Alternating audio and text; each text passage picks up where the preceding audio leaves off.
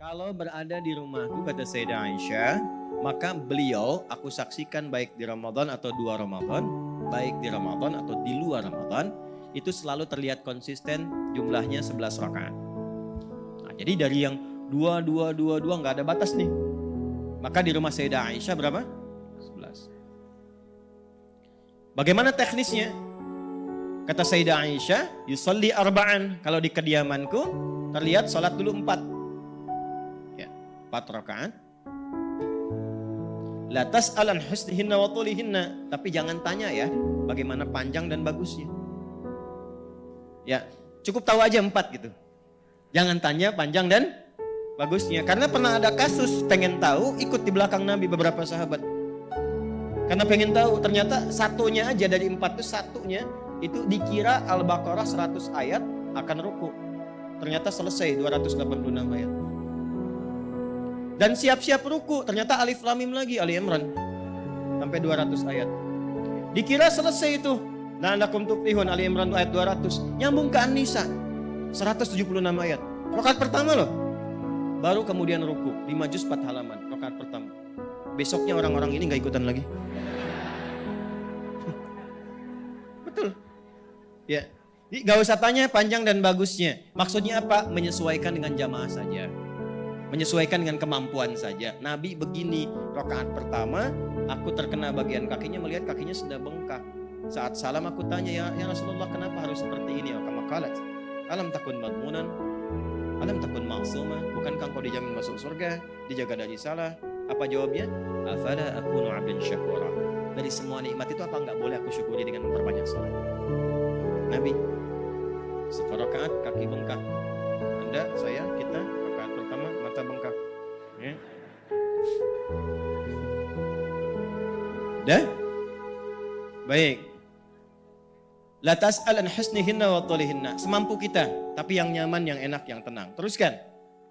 Thumma yusalli arba'an. Kemudian salat lagi 4. La tas'al an tulihinna wa husnihinna. Jangan tanya lagi panjang dan bagusnya. Thumma yusalli 3. Baru 3 rakaat.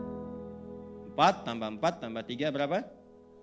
11. Ya? Ini. Nah, sementara di rumah Sayyidah Maimunah, ketika Ibnu Abbas radhiyallahu taala anhuma menginap di rumah beliau ini karena ingin melihat kebiasaan bangun tidurnya Nabi di malam hari. Baik, itu nanti didokumentasikan dengan sempurna oleh Abu Daud. Nama aslinya Sulaiman dari Sijistan. Dikenal Sulaiman As-Sijistani.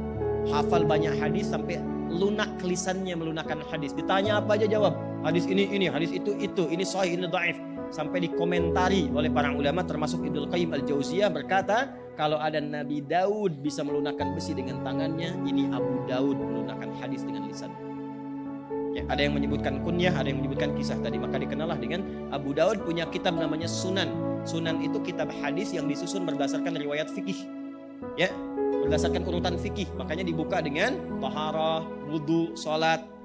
Kalau ini Jami' Al-Bukhari, temanya umum.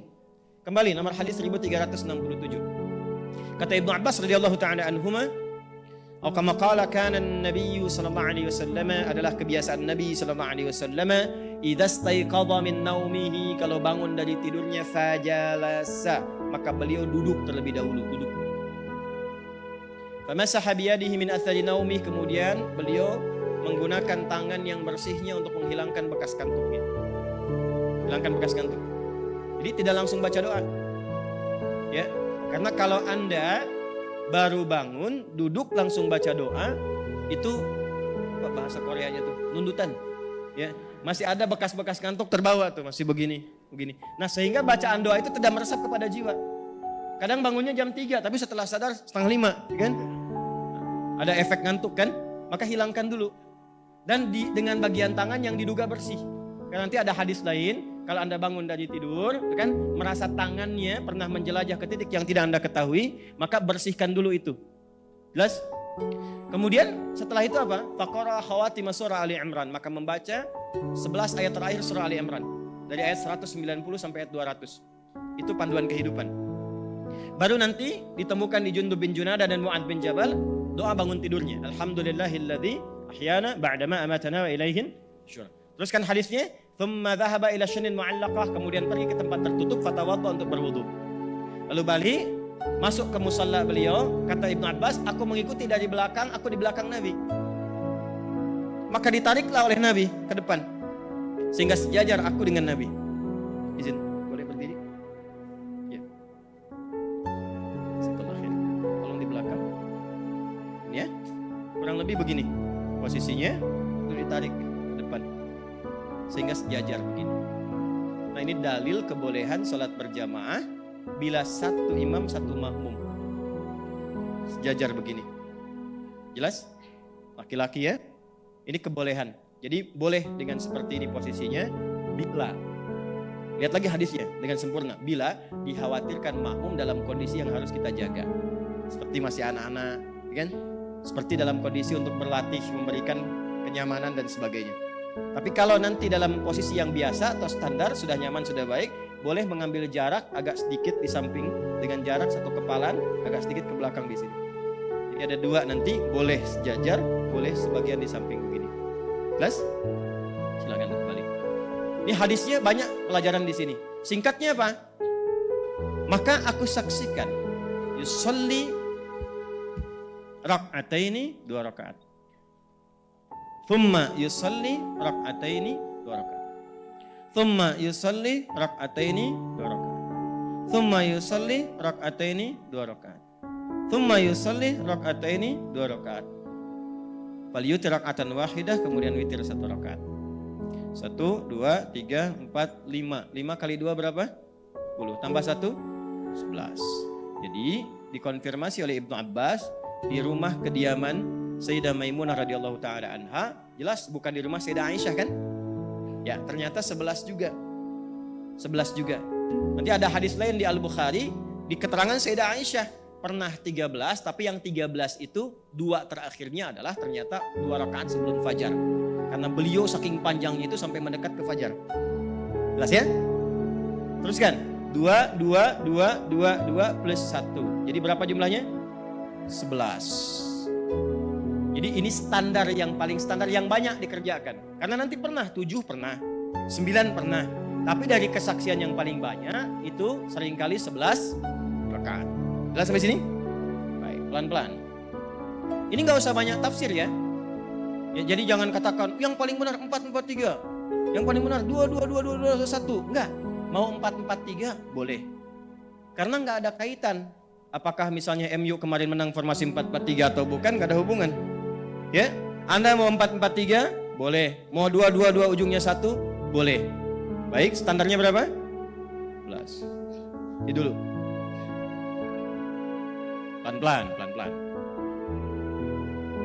Tapi 1 rakaatnya berapa lama? 5 juz 4 halaman kan? Jadi kalau sunnah jangan tanggung. Ya, ini udah 11 yang dibaca cool semua. Wajah-wajahnya cool kan, cool semua gitu. Tidak. Nabi itu 11 bacaannya panjang, bisa berjam-jam. Karena yang diperbanyak bacaan Qur'annya. Ya, bukan fokus pada jumlah rakaat ya, bacaan Qur'annya yang diperbanyak karena pahalanya ada di situ. Sepeninggal Nabi pada nggak kuat ngikutin. Akhirnya Umar jenius, cerdas. Gimana caranya bacaan tetap panjang sama dengan bacaan Nabi, tapi tidak keluar dari ketentuan Nabi. Maka dipadukanlah rumus ini dengan rumus yang pertama dari Ibnu Umar. Kan dari Nabi nggak ada batasnya. Maka oleh beliau yang tadinya panjang dipecah 2. Pecah 2. 11 witirnya simpan 1. Berarti 10 kan? 10 kali 2 berapa? 20. Tuh. Sudah? Saya ulang, 10 kali 2 berapa? 20, pelan-pelan teman-teman sekalian. 2, 2, 2, 2, 2, plus 1. Ini jadikan 20. Maksud 20 itu untuk memecah bilangan panjangnya supaya nggak terlampau lama seperti yang di awal. Tapi durasinya masih sama. Tapi berdirinya nggak terlalu lama. Sehingga merasa nyaman dengan itu. Baru witirnya pun ditambahkan dengan 3. Yang tadinya 1 jadikan berapa? 3, dipecah lagi kan panjang lagi walaupun 1 rakaat, bagi 3. Maka 20 plus 3 jadi berapa?